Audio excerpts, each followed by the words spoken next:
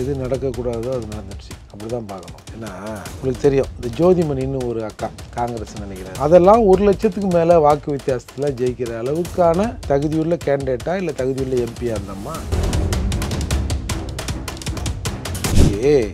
இது பொதுவாகவே ஒட்டுமொத்தமாக இவங்க ஜெயிக்கிறது தப்புன்ற நான் தப்புனா நாட்டுக்கு நல்லது இல்லைன்னு சொல்ல வரேன். 40 எம்பிக்களும் இவங்க தான், 39 எம்பிக்கள் இவங்க தான்னா பாண்டிச்சேரியும் சேர்த்து 40. இதுவரை 40 இருந்து இவங்க என்ன பண்ணிட்டாங்க?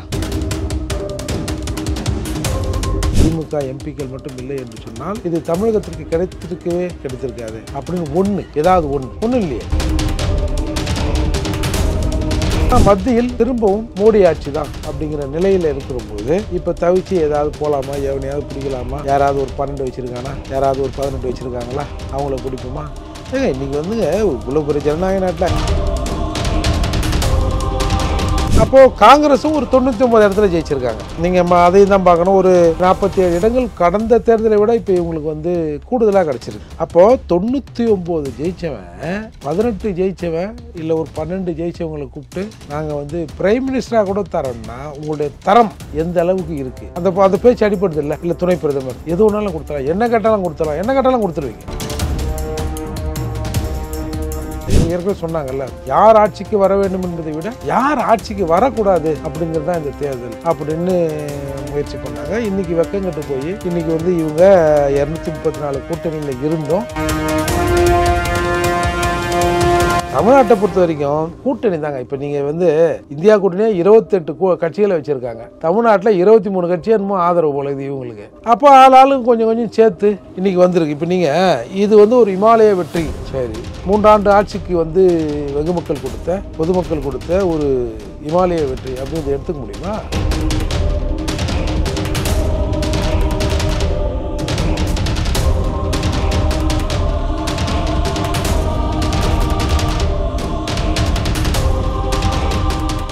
ரியல் ஒன் வாய்ஸ் நேயர்களுக்கு வணக்கம். இன்றைய நேர்காணலுக்காக நம்முடன் இணைகிறார் புரட்சி தமிழகம் கட்சியின் தலைவரும் வழக்கறிஞருமான திரு ஏர்போர்ட் மூர்த்தி அவர்கள். வணக்கம் சார். வணக்கம். எக்ஸிட் போல் வந்த விஷயத்தில் பார்த்தீங்கன்னா 350 வரைக்கும் பிஜேபி ஜெயிக்கும் அப்படின்னு சொன்னாங்க தேசிய அளவில். தமிழகத்தில் 38 39 ஜெயிக்கும் அப்படின்ற மாரி திமுக சொன்னாங்க. ஆனால் எது நடந்ததோ இல்லையோ, ஆனால் தமிழகத்தில் அது நடந்துடுச்சு. இது எப்படி பார்க்குறீங்க சார்? எது நடக்கக்கூடாதோ அது நடந்துடுச்சு. அப்படி தான் பார்க்கணும். ஏன்னா உங்களுக்கு தெரியும், இந்த ஜோதிமணின்னு ஒரு அக்கா காங்கிரஸ் நினைக்கிறாரு, அதெல்லாம் 1 லட்சத்துக்கு மேலே வாக்கு வித்தியாசத்தில் ஜெயிக்கிற அளவுக்கான தகுதியுள்ள கேண்டிடேட்டா இல்லை தகுதியுள்ள எம்பியா இருந்தம்மா?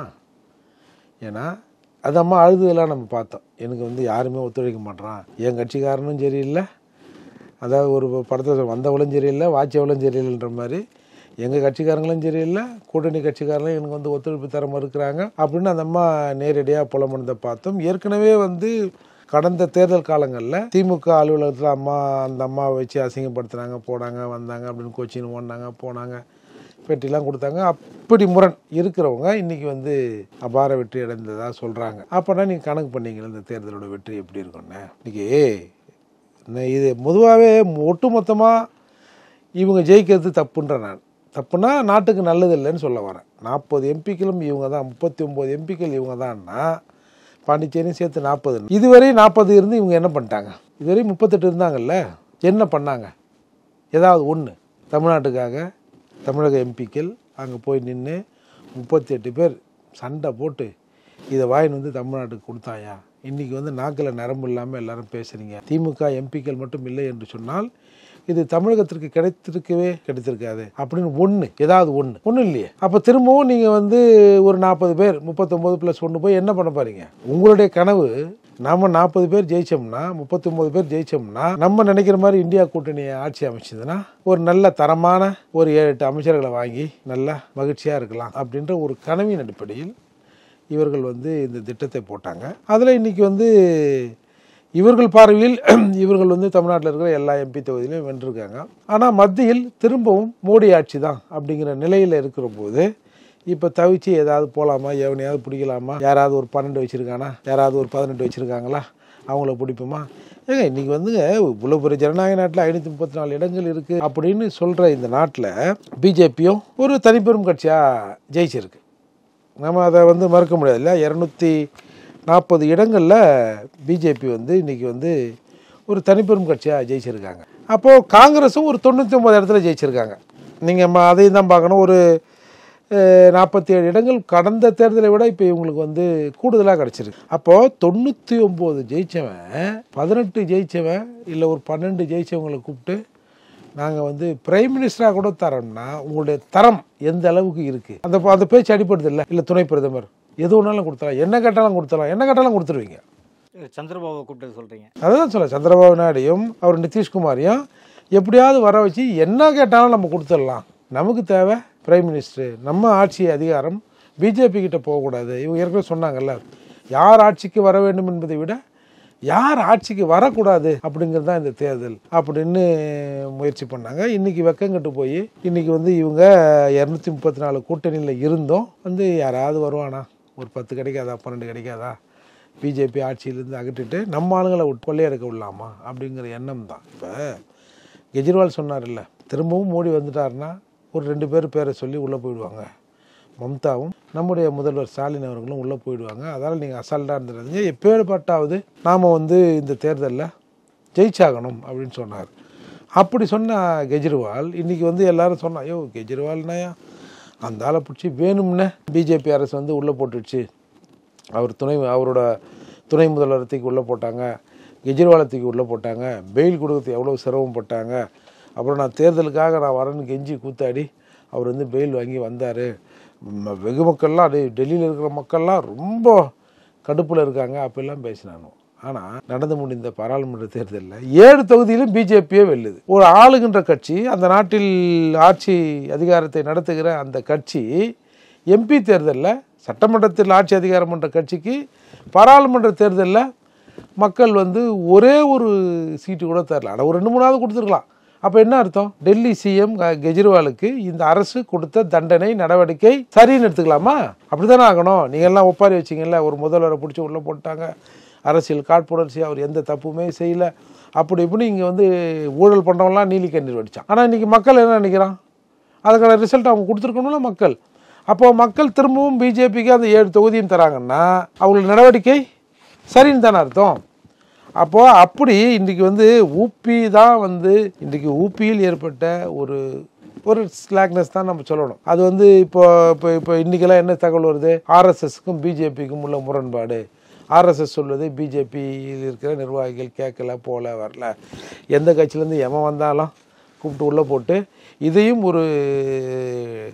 ஒரு கரைபடைந்த கட்சியாக வந்து மாற்றுற மாதிரியான ஒரு நிகழ்வுலாம் நடக்குவதான் வந்து ஆர்எஸ்எஸ் இதை கண்டுக்கல. இப்போ ஆர்எஸ்எஸ்க்கும் பிஜேபிக்கான முரண்பாடு அப்படி இப்படிலாம் அதாவது அந்த தகவல் வந்து உண்மையா சார்? வந்து வெளிவந்த தகவல்கள் ஆர்எஸ்எஸ்க்கும் பாஜகவும் உள்ள முரண் ஏற்பட்டிருக்கு அப்படின்னு சொல்லிட்டு இல்லை. உங்களுக்கு நம்ம யோகி ஆதித்யநாத்துக்கும்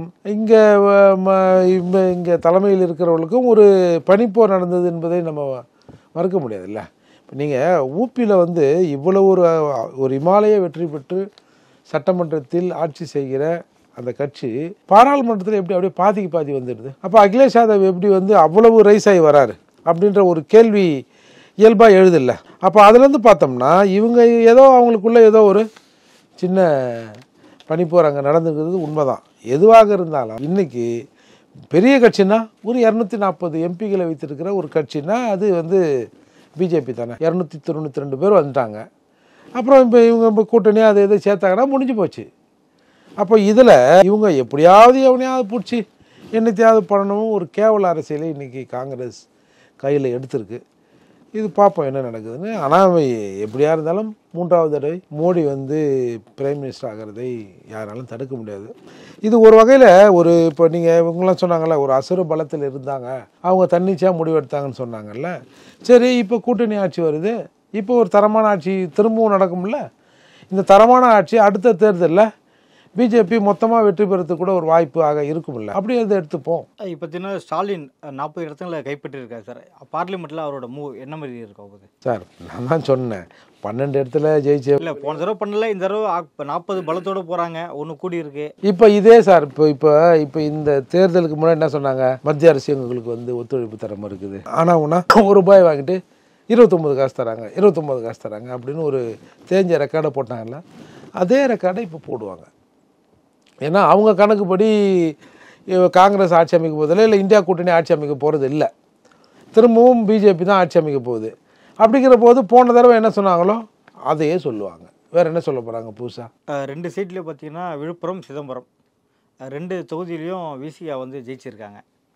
இந்த வெற்றி எப்படி பார்க்குறீங்க சார்? ஏங்க ஜோதிமணியே ஜெயிச்சிட்டாங்கன்ற, அப்புறம் திருமாவளவனும் ரவிக்குமார் அவரும் ஜெயிக்க இல்லை, போன தடவை பார்த்தீங்கன்னா சிதம்பரம் தொகுதியில் வெறும் 3000 ஓட்டில் தான் நியரஸ்ட்டில் தான் ஜெயிச்சார். ஸோ இப்போ 1 லட்சத்தையும் தாண்டி ஜெயிச்சிருக்காரு.